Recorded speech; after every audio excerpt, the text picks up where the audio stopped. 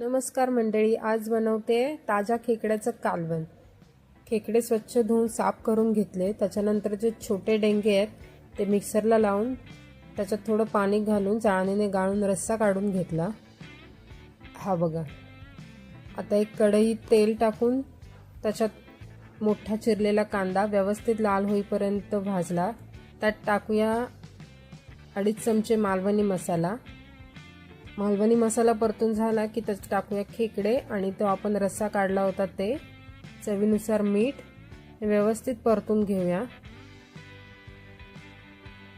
थोडं त्याला उकळी आली की त्याच्यात 3-4 कोकम टाकूया। पाण्याची कन्सिस्टन्सी तुम्ही ॲडजस्ट करू शकता हवी तेवढी। झाकून व्यवस्थित त्याला वाफ काढून घेऊया। मग त्याच्यात घालूया कांदा खोबऱ्याचं आपलं मालवणी वाटप आणि व्यवस्थित ढवळून घेऊया। जास्त घट्ट वाटल्यास तुम्ही हवं तर त्याच्यात पाणी ॲड करू शकता। परत झाकण ठेवून 5 मिनिटं उकळी देऊन खायला रेडी आहे गरमागरम खेकडे। चॅनलला सबस्क्राइब करा।